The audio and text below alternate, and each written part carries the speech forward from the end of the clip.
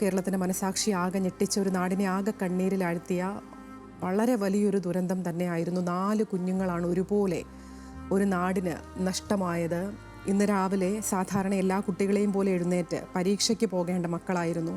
അവരാണിന്ന് ചേതനയറ്റ മൃതശരീരങ്ങളായി ആ വീട്ടിലേക്ക് എത്തുന്നത്. ആ കുടുംബം, ആ നാട് ഇതെങ്ങനെ താങ്ങും എന്നുള്ളത് തന്നെയാണ് വളരെ സങ്കടകരമായ കാഴ്ചയാണിപ്പോൾ. പോസ്റ്റ്മോർട്ടം നടപടികളെല്ലാം തന്നെ പൂർത്തിയാക്കി ബന്ധുക്കൾക്ക് മൃതദേഹം വിട്ടു നൽകിയിരിക്കുകയാണ്. ഉടനെ തന്നെ വീട്ടിലേക്ക് എത്തും എന്നുള്ളതാണ് കരുതുന്നത്. അതിനുശേഷം വിവിധയിടങ്ങളിൽ പൊതുദർശനം ഉണ്ടാകും. ശേഷം 4 പേരെയും ഖബറടക്കം മൃതദേഹം സംസ്കരിക്കുന്നതുമായി ബന്ധപ്പെട്ടുള്ള നടപടികളിലേക്കൊക്കെ തന്നെ കടക്കും. പ്രസാദ് തുടരുന്നുണ്ട്. പ്രസാദ്, ഈ പൊതുദർശനം എവിടെയൊക്കെയാണ് ക്രമീകരിച്ചിരിക്കുന്നത്? സ്കൂളിൽ പൊതുദർശനമില്ല എന്ന് കരുതുന്നു.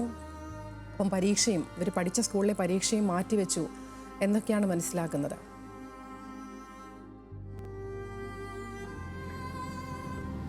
അതിന് പൊതുദർശനം അവിടെ തുപ്പനാടുള്ള ഈ ജുമാ മസ്ജിദ് ഖബർസ്ഥാനിൻ്റെ തൊട്ടടുത്തുള്ള പള്ളിക്ക് തൊട്ടടുത്തുള്ള അവിടുത്തെ ഓഡിറ്റോറിയത്തിൽ വെച്ചാണ് പൊതുദർശനം നടക്കുക. നേരത്തെ സ്കൂളിൽ പൊതുദർശനം നടത്തണമെന്ന് അധ്യാപകരും അതോടൊപ്പം തന്നെ MLA എല്ലാം ആലോചിച്ചതാണ്. പക്ഷേ ഉച്ചയ്ക്ക് മുമ്പ് തന്നെ സംസ്കാരം വേണമെന്ന് ബന്ധുക്കളുടെയും നാട്ടുകാരുടെയും മറ്റ് ആളുകളുടെയും എല്ലാം ആവശ്യം കണക്കിലെടുത്തുകൊണ്ടാണ് പൊതുദർശനം തൊട്ടടുത്ത ഓഡിറ്റോറിയത്തിലേക്ക് മാറ്റിയത്.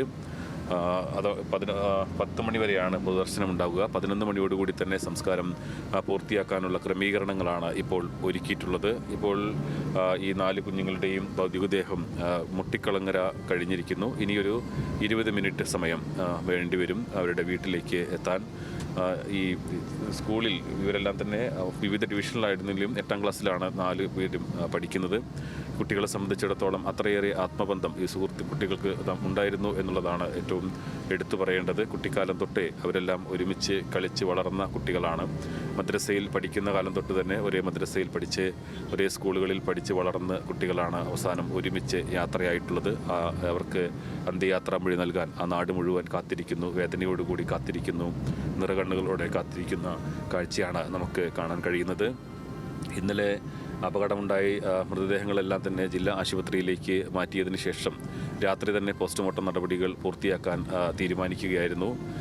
സാധാരണ പകലാണ് പോസ്റ്റ്മോർട്ടം ചെയ്യുക. പക്ഷേ കുട്ടികളുടെയും അതുപോലെ തന്നെ വളരെ വേഗത്തിൽ ചടങ്ങുകൾ പൂർത്തിയാക്കണമെന്ന വീട്ടുകാരുടെയും എല്ലാം താല്പര്യം കണക്കിലെടുത്തുകൊണ്ട് തന്നെ രാത്രി പോസ്റ്റ്മോർട്ടം നടപടികൾ പൂർത്തിയാക്കുകയും അതിരാവിലെ 5:30 തന്നെ മൃതദേഹം ബന്ധുക്കൾക്ക് വിട്ടു നൽകുകയും ചെയ്തു. ഇപ്പോൾ ഇവിടെ നിന്നും മുട്ടിക്കുളങ്ങര കഴിഞ്ഞ് മുണ്ടൂരിലേക്ക് എത്താറായിട്ടുണ്ട്. ഇനി അല്പദൂരം കൂടി സഞ്ചരിച്ചാൽ അവരുടെ വീടുകളിലേക്ക് ചേതനയറ്റ മൃതദേഹവുമായി ആ കുട്ടികൾ അവരുടെ വീടുകളിലേക്ക് എത്തും. ഇന്നലെ